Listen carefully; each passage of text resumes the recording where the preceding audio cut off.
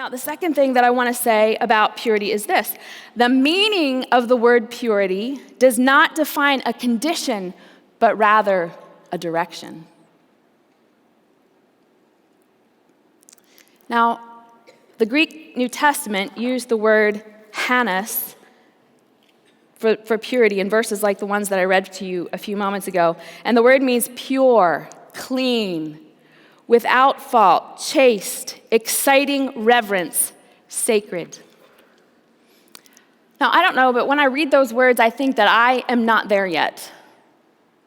Are you there? Are you in a constant state of being chaste? Are you in a constant state of being without fault in your mind, if not your body?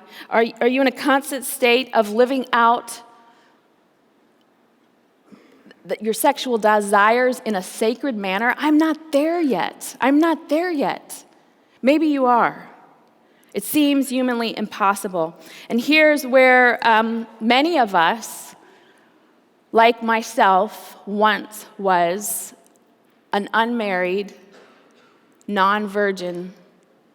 We lash out at biblical teaching because it makes us feel so incredibly impure.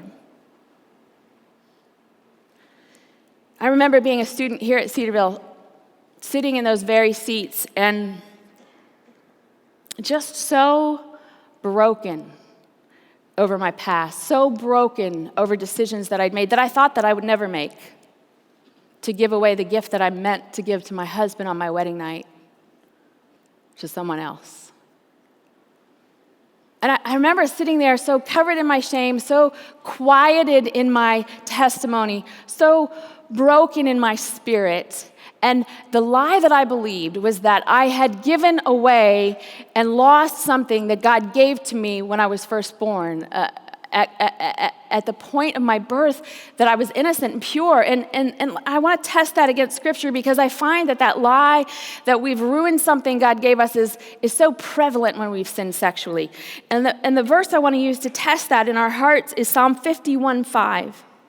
It says, "Surely I was sinful at birth, sinful from the moment my mother conceived me." You and I were not born pure.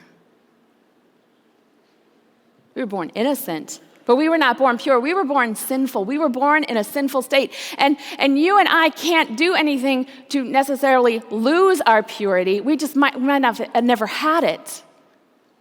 I know lots of virgins who are far from pure. And I know former sex addicts who walk in beautiful integrity and purity.